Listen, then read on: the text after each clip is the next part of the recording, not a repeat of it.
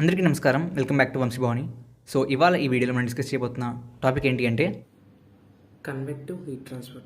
So convective heat transfer అంటే ఏంటంటే నార్మల్గా మనం డిస్కస్ చేసుకున్న టాపిక్ ఏంటి, కండక్షన్. సో కండక్షన్ తర్వాత వచ్చే another mode of heat transfer convective heat transfer. So convective heat transfer ఎలా జరుగుతుంది అనేది మనకు అర్థం అవ్వాలంటే ఫస్ట్ ఆఫ్ ఆల్ మనం ఒక సర్ఫేస్ని అజ్యూమ్ చేసుకుందాం. That is insulated on one side, అంటే ఒక సైడ్ ఇన్సులేషన్ చేసి ఉంచాము అండ్ ఒక సైడ్ ఇన్సులేషన్ చేయడం వల్ల ఇంకొక సైడ్ టెంపరేచర్ సమ్ TW అనుకుందాం ఆర్ TS మనం ఏదైనా అజ్యూమ్ చేసుకోవచ్చు. అండ్ ఆ సర్ఫేస్ మీద కొన్ని పార్టికల్స్ అనేవి ఉంటాయి కాబట్టి, అంటే లైక్ అట్మాస్ఫియర్లో ప్లేస్ చేస్తే అట్మాస్ఫియరిక్ పార్టికల్స్ అనుకుందాం. అండ్ ఆ అట్మాస్ఫియర్ యొక్క టెంపరేచర్ అనేది T∞. అండ్ సర్ఫేస్ నుంచి కొంచెం హైట్లో మనకి ఆ అట్మాస్ఫియరిక్ పార్టికల్స్ కూడా ఉంటాయి. ఆ అట్మాస్ఫియరిక్ పార్టికల్స్ అనేవి సమ్ T∞ టెంపరేచర్లో ఉందనుకుందాం. ఇక్కడ TW అనేది హై టెంపరేచర్, T∞ అనేది లో టెంపరేచర్. సో ఇక్కడ ఎప్పుడైతే మనకి టెంపరేచర్ అనేది ఎక్కువ ఉంటుందో మాలిక్యూల్స్ ఏమవుతాయంటే డెన్సిటీ అనేది తగ్గిపోతుంది. మాలిక్యూల్స్ యొక్క డెన్సిటీ అనేది డిక్రీజ్ అవుతుంది. సో ఎప్పుడైతే డెన్సిటీ డిక్రీజ్ అవుతుందో ఈ మాలిక్యూల్స్ అనేవి లో టెంపరేచర్ ఉన్న రీజియన్కి మూవ్ అవడానికి ట్రై చేస్తాయి. సో హై టెంపరేచర్ ఉండడం వల్ల ఈ మాలిక్యూల్స్ యొక్క డెన్సిటీ అనేది డిక్రీజ్ అయ్యి ఇవి మిక్సింగ్ మోషన్ అనేది జరుగుతుంది. మిక్సింగ్ మోషన్ ఎలా జరుగుతుందంటే ఇక్కడ ఈ మాలిక్యూల్స్ అనేవి లో టెంపరేచర్, సో వీటికి డెన్సిటీ ఎక్కువ ఉంటుంది when compare to the high temperature molecules. ఎందుకంటే డెన్సిటీ అనేది టెంపరేచర్ ఇంక్రీజ్ అయ్యే కొద్దీ డిక్రీజ్ అవుతుంది. సో ఇప్పుడు ఈ హై డెన్సిటీ మాలిక్యూల్స్ మనకి సర్ఫేస్ మీదకి రావడానికి ట్రై చేస్తే అట్ ద సేమ్ టైం ఇవి అట్మాస్ఫియర్లోకి మిక్స్ అవ్వడానికి ట్రై చేస్తాయి. సో దీన్నే మనం మిక్సింగ్ మోషన్ అంటాం. డ్యూ టు టెంపరేచర్ డిఫరెన్స్ ఈ మిక్సింగ్ మోషన్ జరుగుతుంది. సో ఈ మిక్సింగ్ మోషన్ జరగడానికి కూడా మనకి 2 డిఫరెంట్ వేస్ ఉన్నాయి, న్యాచురల్ అండ్ ఫోర్స్డ్.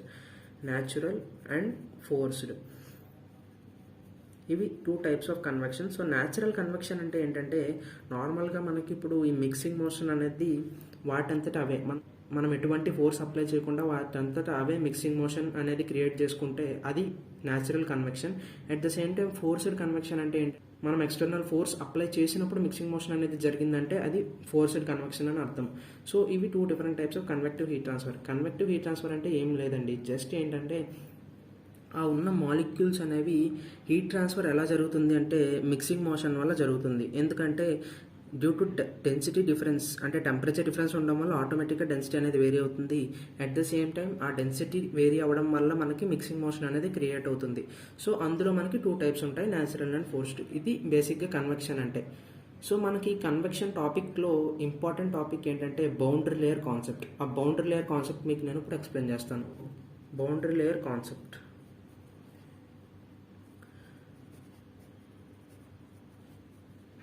సో ఈ బౌండరీ లేయర్ కాన్సెప్ట్ అనేది కన్వెక్షన్ హీట్ ట్రాన్స్ఫర్లో చాలా ఇంపార్టెంట్ టాపిక్ అనమాట. సో నేను మీకు ఈ కాన్సెప్ట్ని క్లియర్గా ఎక్స్ప్లెయిన్ చేస్తాను. సపోజ్ మనం ఒక బాడీని అజ్యూమ్ చేసుకుందాం, అది సమ్ అట్మాస్ఫియర్లో ప్లేస్ చేసాం. Let it be some flat plate అనుకుందాం. సో దీన్ని మనం అట్మాస్ఫియర్లో ప్లేస్ చేసాం. అట్మాస్ఫియర్లో జస్ట్ ఆ బాడీని అలా తీసుకెళ్ళి అక్కడ ప్లేస్ చేసాం. సో దీని మొత్తం వెలాసిటీ అనేది U∞. సో అంటే ఈ ఎయిర్ అనేది వెళ్తుంది కదా, ఫ్లో అవుతుంది కదా, ఆ ఎయిర్ యొక్క వెలాసిటీ U∞ అనుకుందాం. లైక్ ఆ మొత్తం ఎయిర్ స్ట్రీమ్ యొక్క వెలాసిటీ. అండ్ దీన్ని మనం ఏమని పిలుస్తామంటే ఫ్రీ స్ట్రీమ్ వెలాసిటీ అంటాం. ఫ్రీ స్ట్రీమ్ వెలాసిటీ అంటే జస్ట్ అది ఒక స్ట్రీమ్, దాన్ని మనం ఫోర్స్ చేసి పంపించట్లే, ఫ్రీగా అంటే దానికి అదే ఫ్లో అవుతుంది. సో దాన్ని ఫ్రీ స్ట్రీమ్ వెలాసిటీ అంటాం. అట్ ద సేమ్ టైం ఈ ప్లేట్ అనేది స్టడీగా ఉంది, దీని యొక్క వెలాసిటీ 0 అనుకుందాం. సో ఇప్పుడు ఏమవుతుందంటే ఎప్పుడైతే ఈ ఎయిర్ పార్టికల్స్ అనేవి ప్లేట్ని టచ్ చేస్తాయో, అంటే లైక్ స్టార్టింగ్ పాయింట్, ఈ ప్లేట్ యొక్క స్టార్టింగ్ పాయింట్ని ఏమంటామంటే లీడింగ్ ఎడ్జ్ అని అంటాం. లీడింగ్ ఎడ్జ్ అంటే ఓన్లీ ఈ ప్లేట్ కాదు, మనం ఏ ఆబ్జెక్ట్ అజ్యూమ్ చేసుకున్నా ఆ ఆబ్జెక్ట్ యొక్క స్టార్టింగ్ పాయింట్ అనేది లీడింగ్ ఎడ్జ్ అవుతుంది, ఎండింగ్ పాయింట్ అనేది ట్రైలింగ్ ఎడ్జ్ అవుతుంది. సో ఇప్పుడు మనం ఈ ఎయిర్ పార్టికల్స్ అనేవి ఫ్రీ స్ట్రీమ్ వెలాసిటీతో ఈ ప్లేట్ని స్ట్రైక్ చేసినప్పుడు ఏమవుతుందంటే ఈ ప్లేట్కి some of the air particles, అంటే కొన్ని ఎయిర్ పార్టికల్స్ అనేవి స్టిక్ అయిపోతాయి డ్యూ టు షియర్ ఫోర్స్, అంటే డ్రాగ్ చేస్తాయి కదా. ఎప్పుడైతే మనకి మోషన్కి అపోజ్ అవుతుందో ఆటోమేటిక్గా అక్కడ ఫ్రిక్షన్ అనేది క్రియేట్ అవుతుంది. సో మనం ఇక్కడ బౌండరీ లేయర్లో ఫ్రిక్షన్ డ్రాగ్ ఫోర్స్ అంటాము. ఆ డ్రాగ్ ఫోర్స్ ఏంటంటే ఈ ఎయిర్ మాలిక్యూల్స్ని ప్లేట్కి స్టిక్ అయ్యేలా చేస్తుంది. దట్టు మొత్తం అన్నీ కాదు, ఓన్లీ ఫ్యూ పార్టికల్స్ స్టిక్ అయిపోతాయి. సో అప్పుడు ఏమవుతుంది, ఇక్కడ ఈ స్టిక్ అయిన పార్టికల్స్ యొక్క వెలాసిటీ అనేది ఈ ప్లేట్ యొక్క వెలాసిటీకి ఈక్వల్ అయిపోతుంది. సో ఈ ప్లేట్ అనేది స్టడీగా ఉంది కాబట్టి 0. సో ఈ పార్టికల్స్ అనేవి అంటే ఈ పార్టికల్స్ ఏవైతే సర్ఫేస్కి దగ్గరగా ఉన్నాయో వాటి యొక్క వెలాసిటీ ఆల్మోస్ట్ ఈక్వల్ టు 0 అయిపోతుంది, ఎందుకంటే ఇవి ప్లేట్ సర్ఫేస్కి స్టిక్ అయి ఉన్నాయి కాబట్టి. సో ఇప్పుడు ఏమవుతుందంటే మొత్తం ఈ స్ట్రీమ్ అంతా ఇటు సైడ్కి వచ్చేసరికి ఏమవుతుంది, కొన్ని పార్టికల్స్ ఆల్రెడీ స్టిక్ అయినాయి కాబట్టి దాని మీద ఇంకొన్ని పార్టికల్స్ వస్తాయి, అంటే స్లోగా వెలాసిటీ అనేది ఇంక్రీజ్ అవుతుంది. ఓకే, అంటే నార్మల్గా ఫస్ట్ 0 ఉంటుంది. సో షియర్ ఫోర్స్ అనేది మనం ఈ సర్ఫేస్ నుండి దూరంగా వెళ్ళేటప్పుడు షియర్ ఫోర్స్ అనేది డిక్రీజ్ అవుతుంది, ఎందుకంటే ఆ పార్టికల్కి సర్ఫేస్కి ఉన్న డిస్టెన్స్ అనేది తగ్గిపోవడం వల్ల ఏమవుతుందంటే షియర్ ఫోర్స్ అనేది ఆల్మోస్ట్ నెగ్లిజిబుల్ అయిపోతుంది ఒక సర్టెన్ పాయింట్ ఆఫ్ టైంలో. సో అప్పటి వరకు ఏమవుతుందంటే వెలాసిటీ స్లోగా ఇంక్రీజ్ అవుతుంది. సర్టెన్ పాయింట్ ఆఫ్ టైం వరకు వెలాసిటీ అనేది 0 ఉంటుంది, ఎందుకంటే ఈ పార్టికల్స్ అనేవి స్టిక్ అయి ఉంటాయి. ఎప్పుడైతే ఆ పార్టికల్స్ అనేవి మూవ్ అవడం స్టార్ట్ అవుతాయో, అంటే ఈ స్టిక్ అయిన పార్టికల్స్ మీదకి మిగిలిన ఎయిర్ పార్టికల్స్ వస్తాయి, సో అవి మూవ్ అవడం స్టార్ట్ అవుతాయి. సో అవి మనకి వెలాసిటీ అనేది స్లోగా ఇంక్రీజ్ అవుతూ వెళ్తుంది. At some point of time velocity అనేది ఆల్మోస్ట్ కాన్స్టెంట్ అయిపోతుంది. అంటే మీరు ఈ కర్వ్ అబ్జర్వ్ చేయొచ్చు, స్లోగా ఇంక్రీజ్ అయ్యి ఒక పాయింట్ ఆఫ్ టైం దగ్గర కాన్స్టెంట్ అయిపోతుంది. సో ఇక్కడ వరకు ఇంక్రీజ్ అయిందని అజ్యూమ్ చేసుకుందాం. సో దీన్ని మనం వెలాసిటీ గ్రేడియంట్ అంటాం. అంటే du డివైడెడ్ బై dy, అంటే దీన్ని y యాక్సిస్ అని అజ్యూమ్ చేసుకుంటే ఇది x డిస్టెన్స్లో ఉందనుకుందాం. సో ఇప్పుడు ఏమవుతుందంటే with respect to y velocity అనేది సమ్ పాయింట్ ఆఫ్ టైం వరకు మనకి ఇంక్రీజ్ అవుతూ వెళ్తుంది, అంటే ఇక్కడ వెలాసిటీ గ్రేడియంట్ అనేది ఉంది. Velocity is changing with respect to distance, so velocity gradient ఉంటుంది. ఆఫ్టర్ దట్ టైం ఏమవుతుందంటే ఈ వెలాసిటీ అనేది ఆల్మోస్ట్ కాన్స్టెంట్ అయిపోతుంది, అంటే వెలాసిటీ u1 తీసుకుంటే it's almost equal to u infinity, free stream వెలాసిటీకి ఈక్వల్ అవుతుంది. దాన్నే మనం this is equal to 0.99 u infinity. Maximum free stream వెలాసిటీకి ఈక్వల్ అవ్వదు కానీ ఆల్మోస్ట్ ఈక్వల్ ఉంటుంది. సో దాన్నే మనం 0.99 u ఇన్ఫినిటీ అని డినోట్ చేస్తాం. సో ఇక్కడ ఈ పార్ట్ని మనం బౌండరీ లేయర్ అంటాం, ఎందుకంటే ఈ లేయర్ అనేది బౌండరీకి దగ్గరగా ఉంది, అంటే ఆ లేయర్ వరకు మనకి వెలాసిటీ గ్రేడియంట్ అనేది అబ్జర్వ్ చేయొచ్చు. సో దాన్ని బౌండరీ లేయర్ అని చెప్తాం.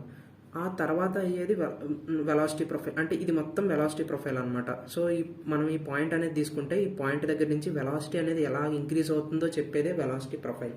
సో ఈ వెలాసిటీ గ్రేడియంట్ ద్వారా మనం ఏం చెప్పొచ్చు అంటే సమ్ పాయింట్ ఆఫ్ టైం వరకు వెలాసిటీ అనేది స్లోగా ఇంక్రీజ్ అవుతుంది, దాని తర్వాత ఫ్రీ స్ట్రీమ్ వెలాసిటీకి ఈక్వల్ అవుతుంది. సో దీన్నే మనం బౌండరీ లేయర్ అంటాం. అండ్ ఈ కాన్సెప్ట్ ఎక్స్ప్లెయిన్ చేయడంనే మనం బౌండరీ లేయర్ కాన్సెప్ట్ అంటాం.